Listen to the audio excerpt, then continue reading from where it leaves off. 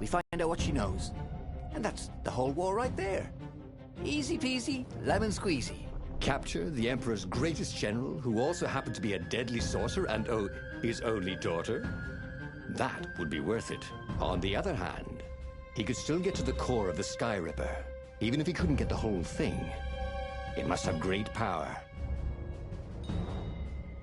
To make the Sky Ripper, the Transcendent Emperor had wrapped an armature around the eye of a god. Bernardo had already let that armature slip away to save Lapino's life.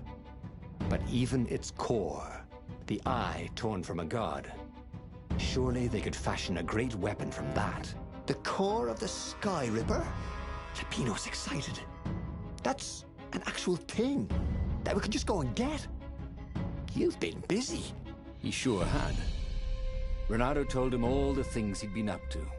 Soon they got to talking about old times, about wages they'd won and lost, and scrapes they'd barely got out of. It was good to be back with his friend. True, the core was capable of terrible, uncontrollable destruction. But this time, he was sure it would work great.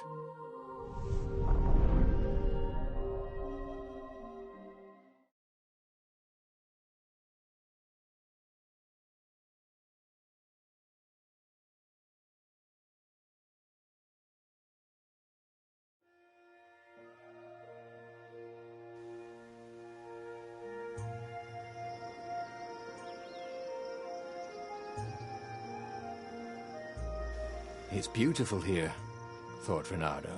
It was nice to be back with his old war buddy. All right. Lapino was a traitor. But still, it was good company.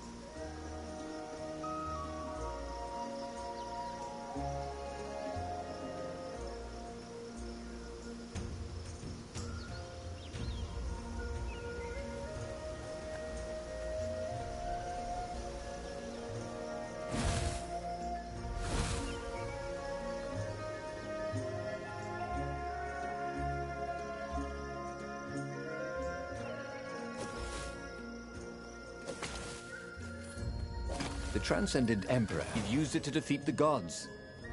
But how had he defeated the first god? The one with the eye?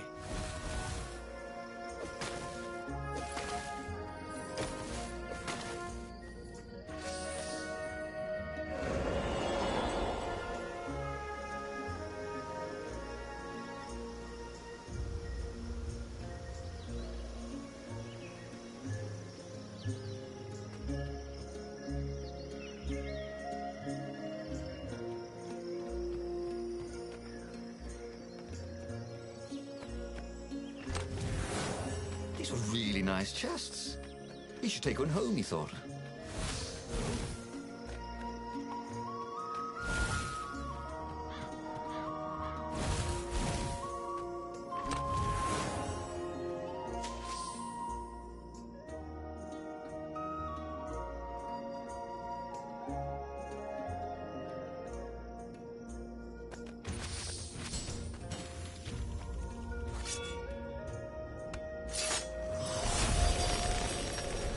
I wonder what happens if I go that way.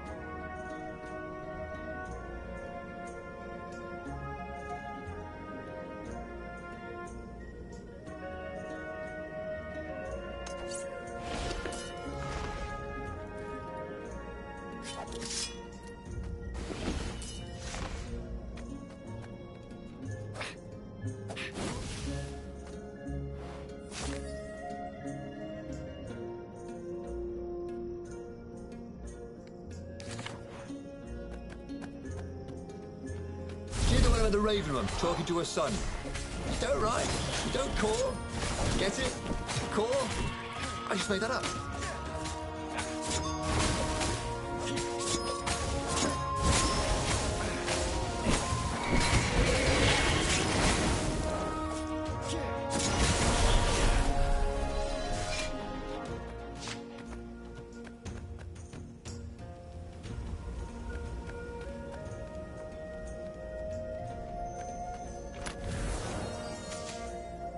His sword food teacher used to say power gems were cheating.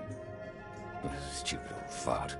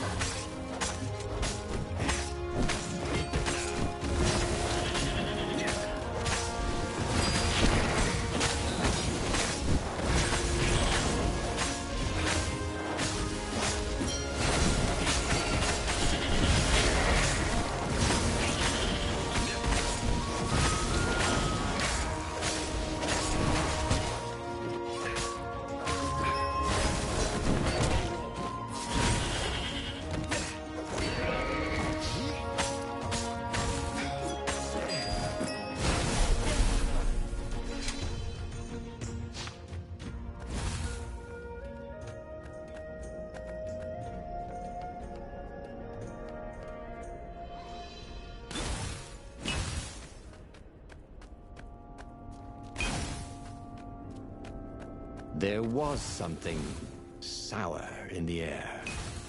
Like the earth had ruptured over something that had been fermenting for a very long time.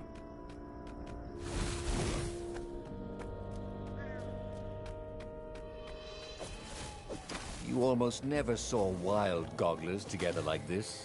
The toads had to train them not to peck each other to death. So these had to be Imperial gogglers. That meant ravens were up ahead. Ha! Bet you never saw that coming. Renato felt wrong all over. He could feel an almost palpable sickness in the air. And if the forest was quieter than it had been. There were insects, but few birds, if you didn't count the ravens. Renato smelled sick animals and dying ones, but no healthy ones.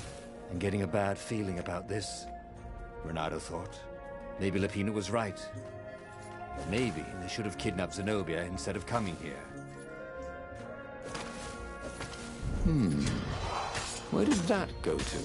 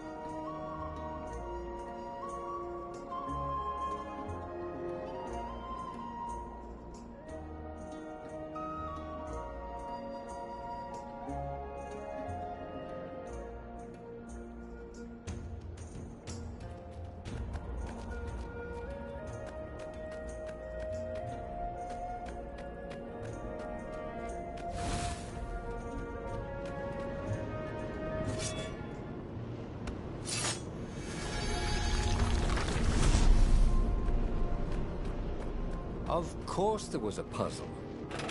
You couldn't expect the Transcendent Emperor to bury a god's eye in a leather sack where anyone could pick it up.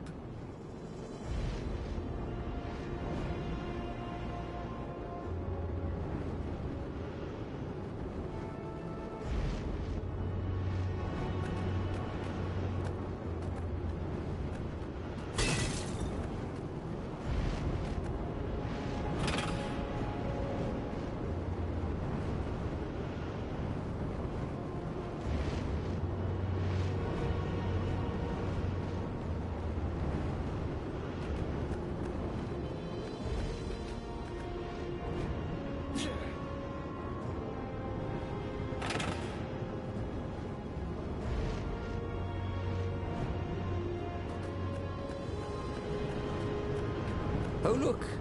Fracking.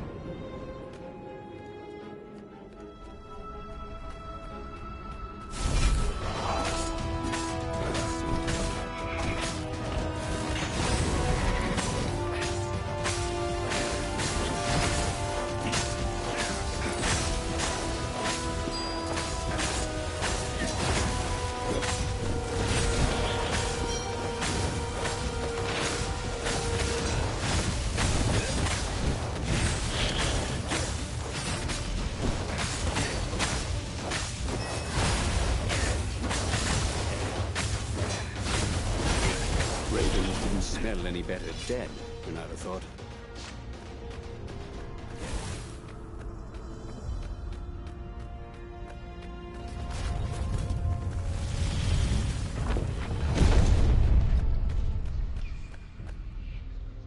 As he held the radiant icosahedron, Renato felt queasy, like dozens of tiny worms were nibbling his insides.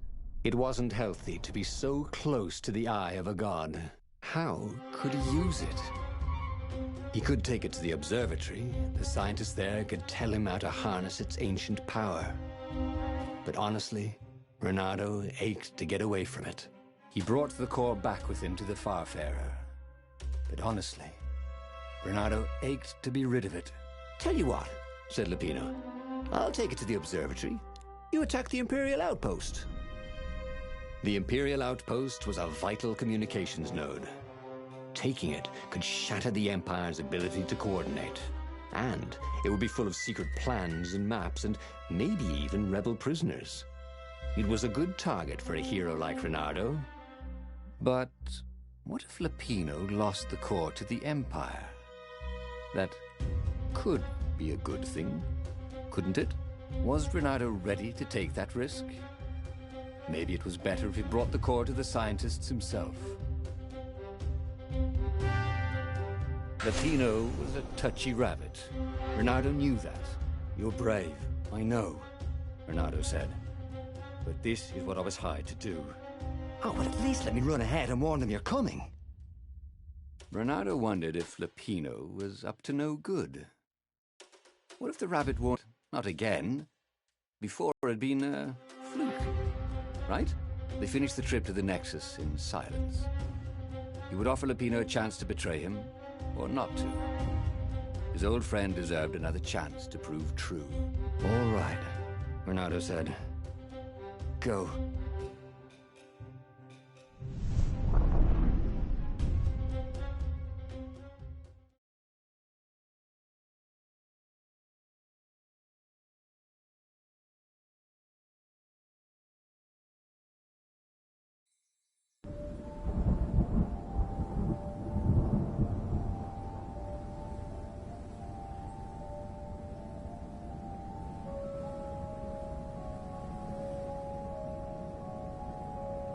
As Renato watched Lupino vanish on the horizon, he could feel nausea building in him. He felt ill. Could his knees really be aching this much? But how could he have handed the core off to Lupino? That was a recipe for disaster.